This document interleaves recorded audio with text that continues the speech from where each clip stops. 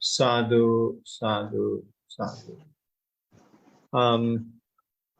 Peter may not know, we have been having this session for quite some time. And we usually practice 1.5 hours before I join for the talk.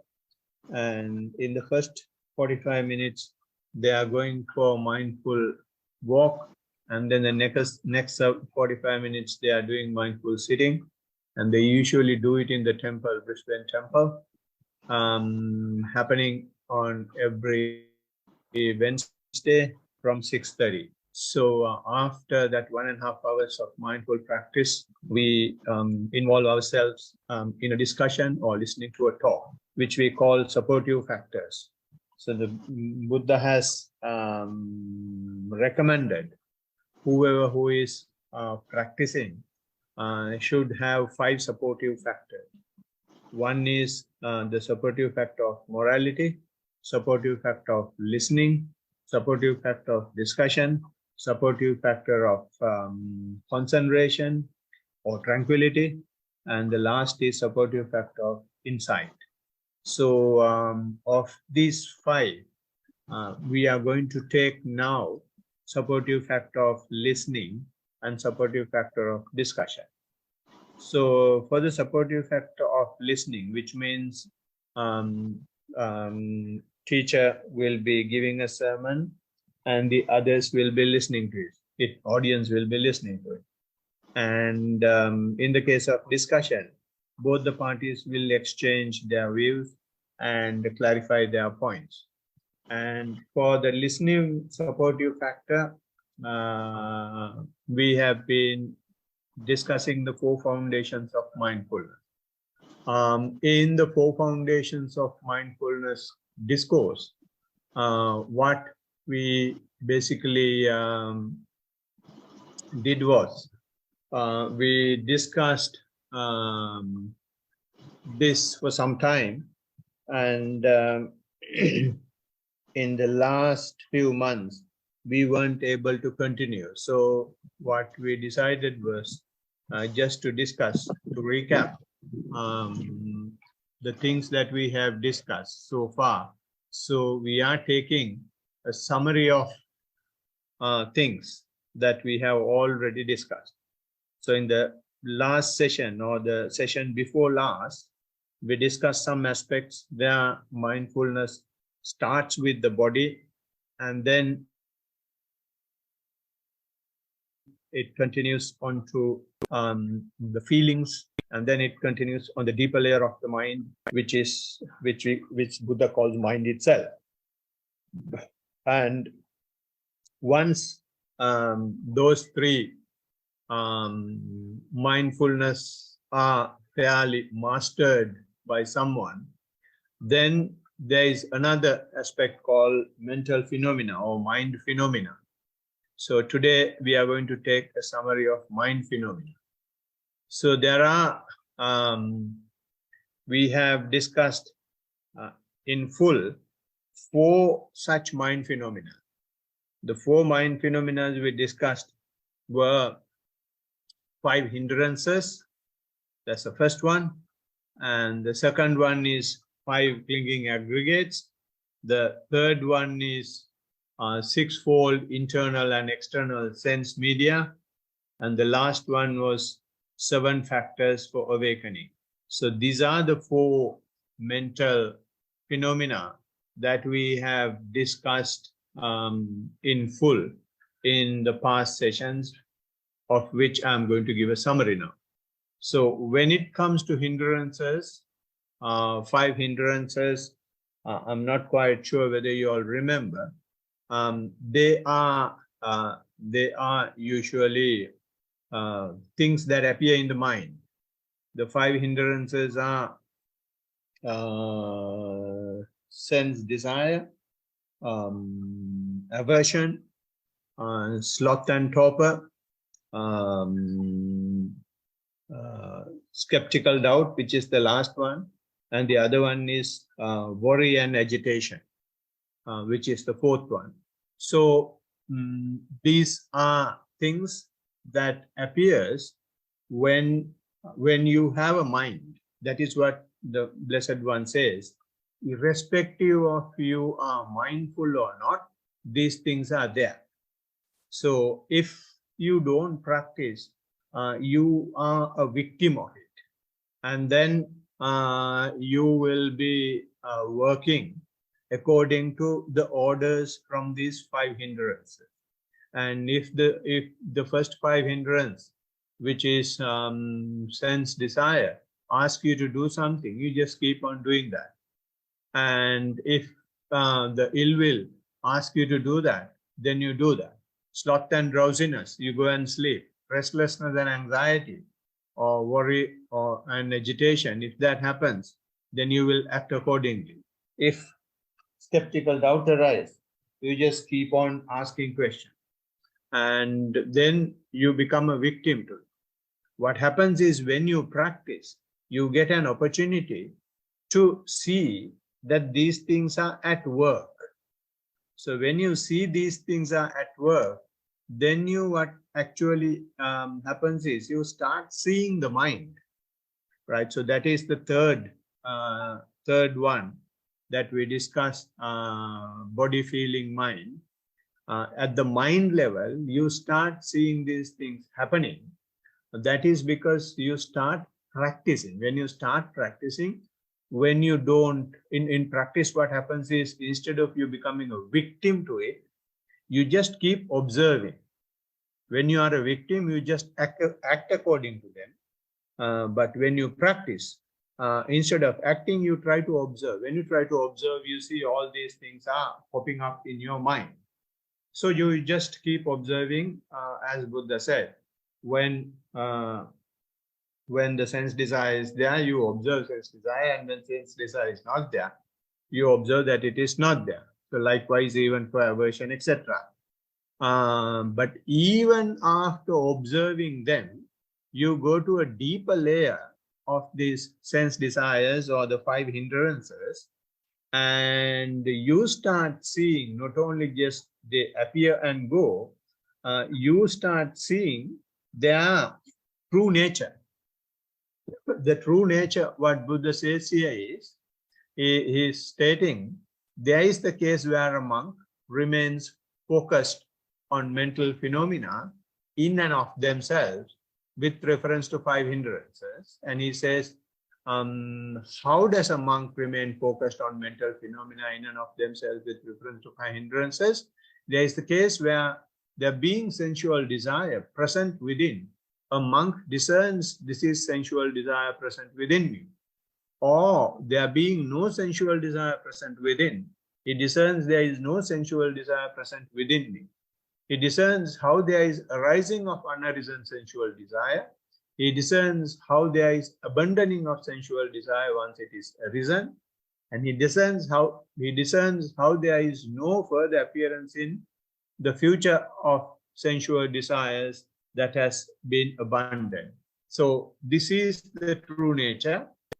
When you keep on observing, you will be able to go into detail of these things, and you not only see they appear and disappear in that range, appearance and disappearance. He sees much more. He sees when it is present within, he just keep observing. He doesn't resist it. Yes, he accepts that it is present within.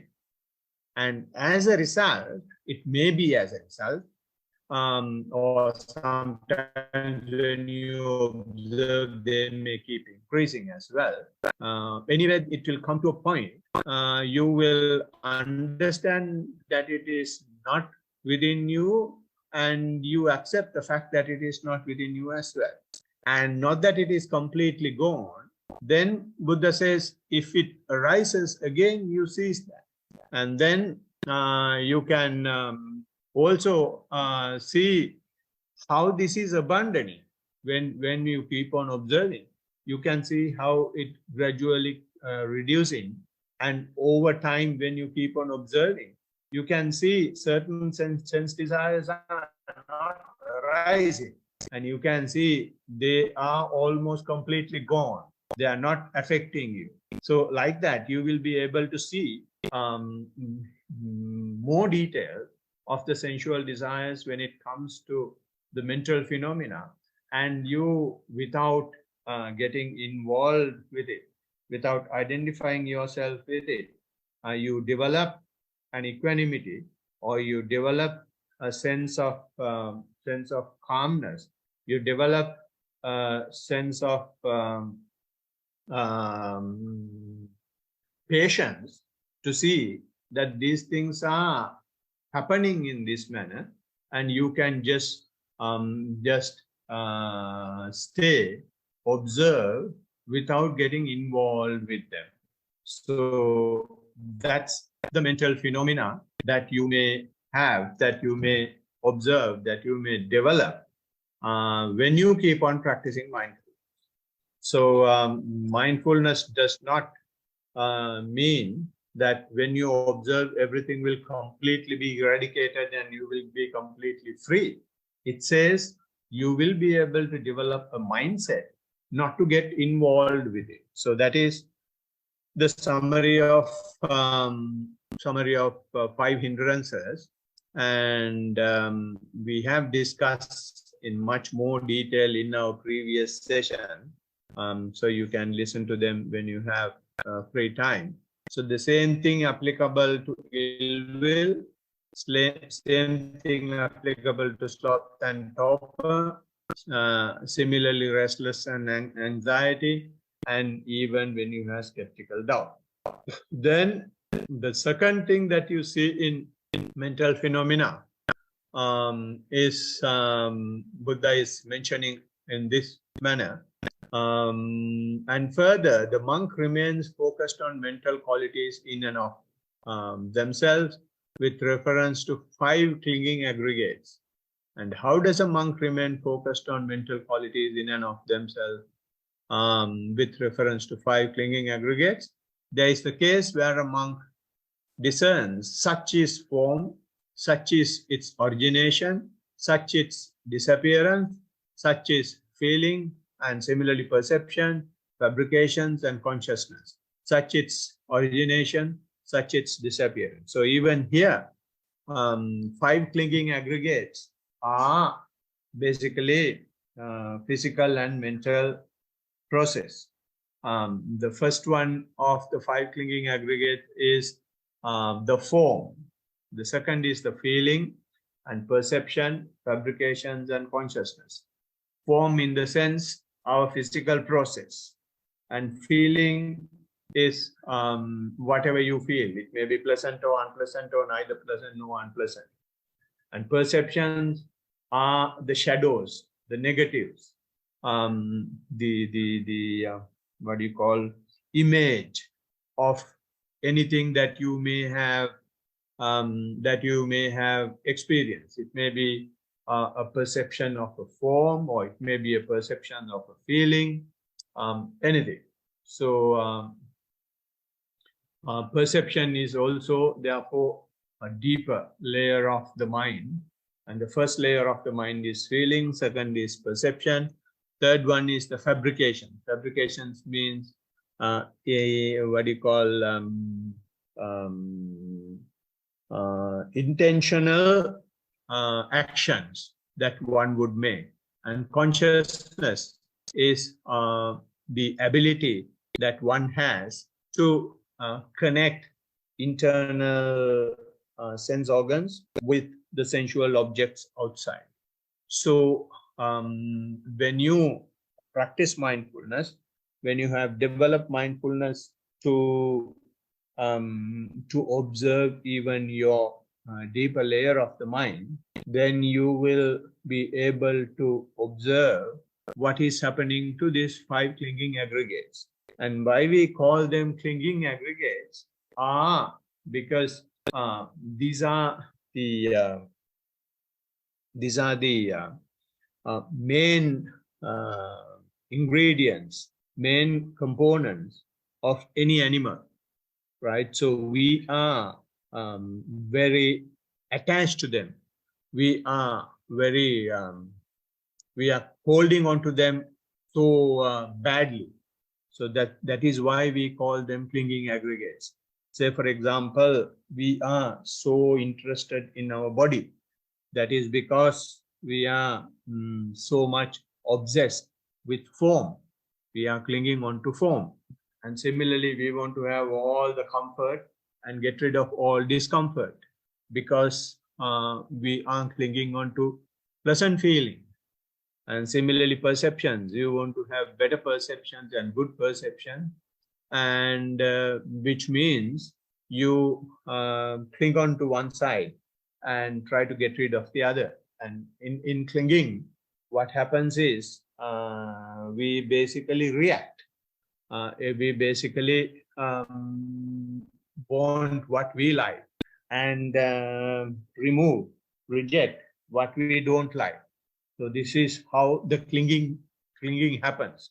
Clinging starts. If you don't cling to them, you don't care. You don't give a damn what it is. You just observe. But when you keep on observing, you start seeing yourself that you are clinging onto things. So the things that you are basically clinging are your components of your product, which is yourself. And we are, in that sense, you may see that we are so much clinging onto our body, so much clinging onto our comfort, so much clinging onto our perception, so much clinging onto fabrications and consciousness, etc. So even there, because of your heightened mindfulness, what you will see is such is, and you don't react now. You simply observe. Since you are observing, only thing you see is such is the form, such is its origination. This is how the form originates. If when you are observing your body, when you observe your breath, and if you are able to see how the initial, how your breath starts, then you see how the form starts. With the observation of each and every breath, your form gets rejuvenated. Your form or the cells in your body starts living, getting a fresh life. So when your mindfulness is heightened, you will be able to see them. You will be able to observe them. So when you observe them, you don't panic. You simply accept the fact that such is form, such its origination. And then not only that, it originates, and with the out-breath or after some time, it disappears as well. The very same breath, when you keep on observing, it becomes not only in-breath, it becomes out-breath. When the out-breath is happening, you can see your diaphragm is deflating. And similarly, the cells that were rejuvenated will deflate at the same time. But with the next breath, it happens. So similarly, it's just a form. Similarly, it will happen to feelings as well.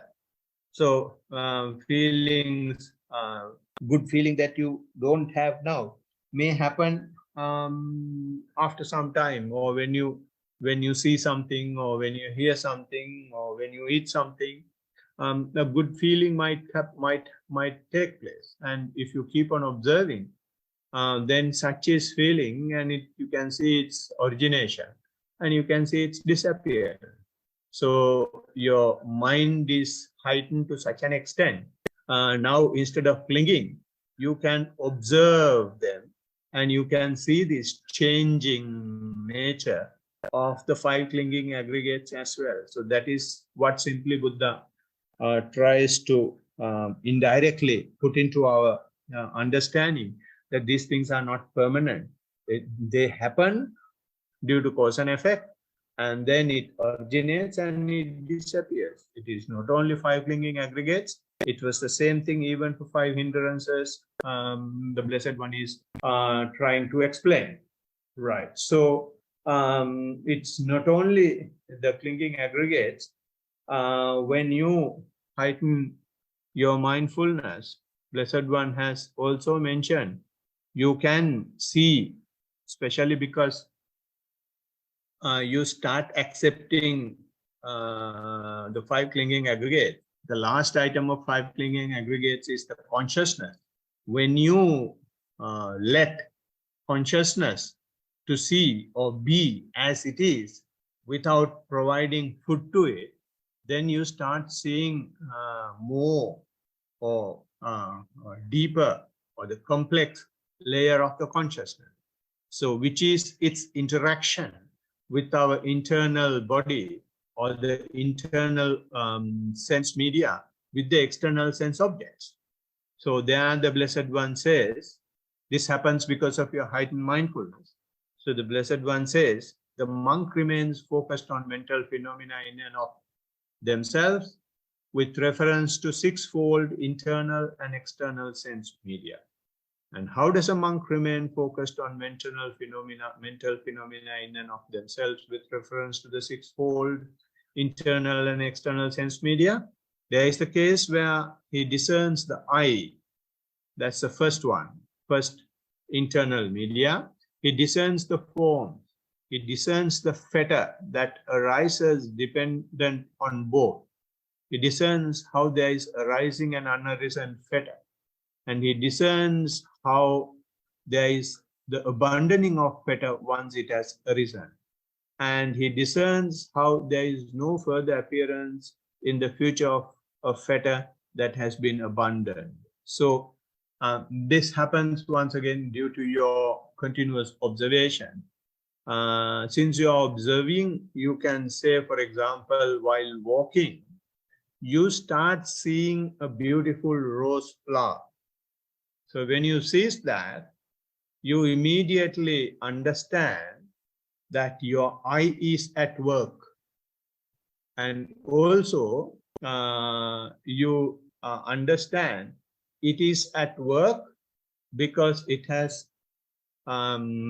met this particular external sense object, which is the rose flower. So you simply accept that. He discerns the eye, he discerns the form, which is the rose flower. And then he discerns the fetter that arises depending on them.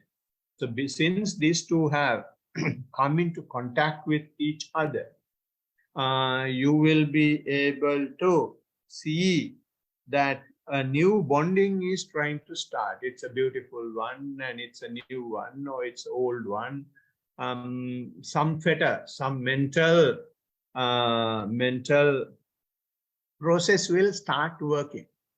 So not that it stops, it is working, but now you are observing.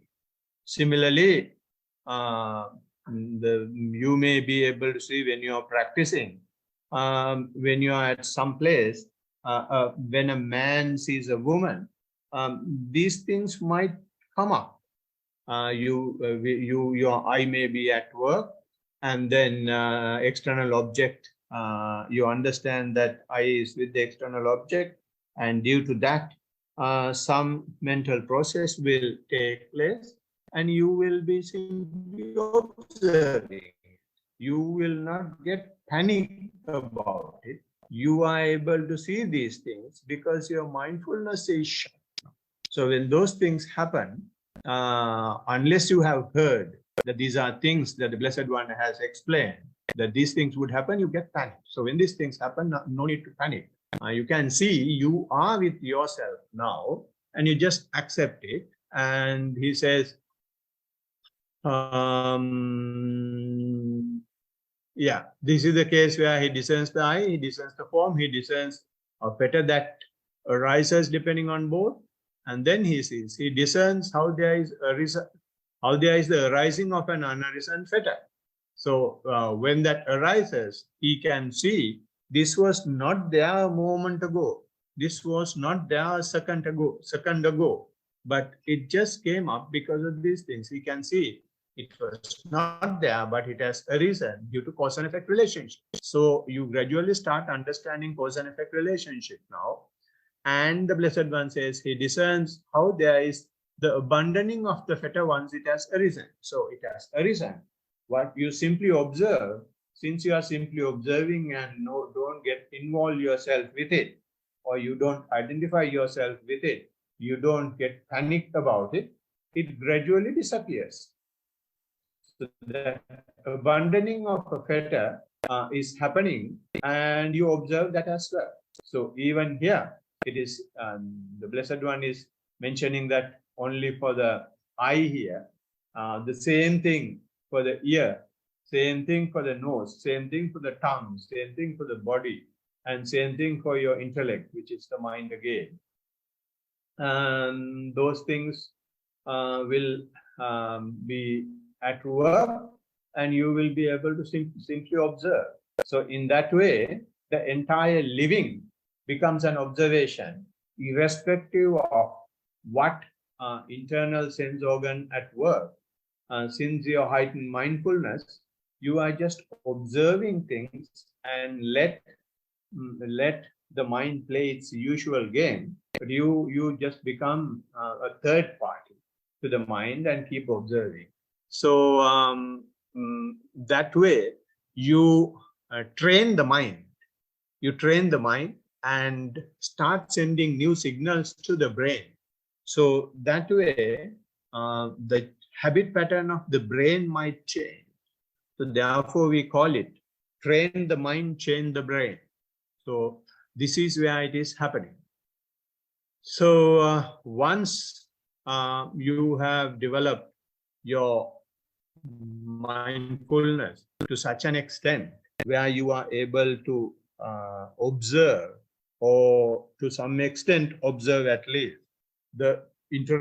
your interactions with the external world through the sense media, you have developed an unshaken mindfulness. So because of this unshaken mindfulness, unwavering mindfulness, you have developed 7 factors for awakening. So there are 7 factors for awakening, and those 7 factors are, first one is mindfulness, second one is let me see, I don't exactly remember, analysis of qualities, and then persistence, which is energy, rapture, tranquility, or the concentration, and equanimity. So those are the 7 factors for awakening. So when you are able to observe your internal faculties at work with the external world, you gradually start developing these qualities because of your unwavering mindfulness.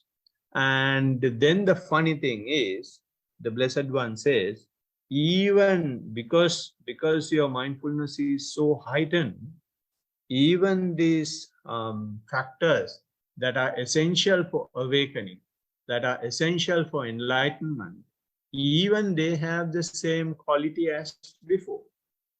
Which quality? Even they are impermanent. Even they are not under your control.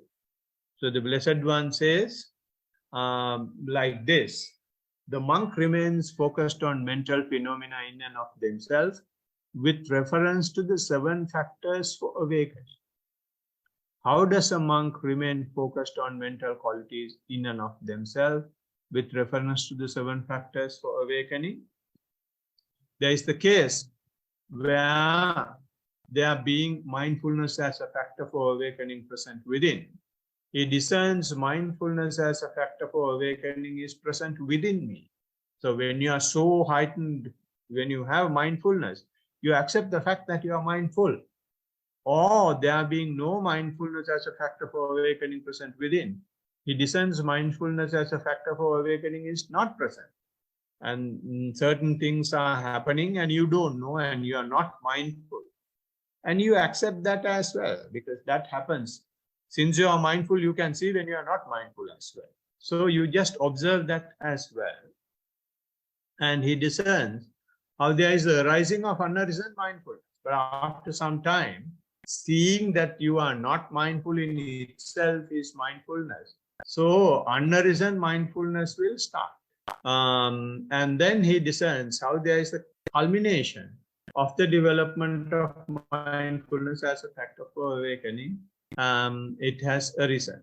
So once it has arisen, so when the mindfulness has arisen, you will be able to see how it develops and how deep it goes to. So in this manner, you can see even the other 6 factors for awakening will not be static, will not be permanent, will not be like a concrete pillar. Even they have this nature of changing. Even they have this nature of not under your control, right? So they applicable to quality of analysis, applicable for energy, applicable for rapture, applicable for calmness, applicable for concentration, and applicable for equanimity as well. So when you accept that even the 7 factors of enlightenment or 7 factors for awakening are changing in this manner, then you have understood the entire spectrum of human capability. The highest human capability is to develop the 7 factors of enlightenment and observing that they are not under our control. So when that happens, what you understand is the 4 noble truths. So if you try to hold on to the 7 factors for awakening, because that is what you wanted to develop, you give up your life and come to the temple, or give up 1 hour of lot of things, and you keep on practicing, sacrificing certain things in your life for a long time, and then ultimately you develop these 7 factors for awakening, and you see they are also changing. So what you simply understand is, you understand the 4 noble truths, right? So you know that there is nothing that can make you unhappy, right? So you know that if you hold on to something, then that will make you unhappy. So therefore you start saying the 4 noble truths. And the 4 noble truths are, the Blessed One says here, and how does a monk remain focused on mental phenomena in and of themselves with reference to 4 noble truths? There is the case where he discerns that it has come to be that it, and it has the origination, it has the dukkha. This is dukkha. This is the origination of dukkha. Dukkha means suffering. And this is the cessation of suffering. This is the way leading to the cessation of suffering. So he says these 4 things, the suffering, cause of suffering, and the cessation of suffering, and the way leading to the cessation of suffering. So once you have seen these things, or not in full, but slowly, little by little, then you are able to gradually come out of your misery. And we discussed in previous session what is suffering. And suffering in Buddha's term, birth is suffering, aging is suffering, death is suffering, sorrow is suffering, lamentation is suffering, pain is suffering, distress is suffering, despair is suffering, and association with the unbeloved is suffering. Separations from the loved is suffering, and not getting what is wanted is suffering. And finally, in short, the Blessed One says 5 clinging aggregates are suffering, and 5 clinging aggregates are dukkha.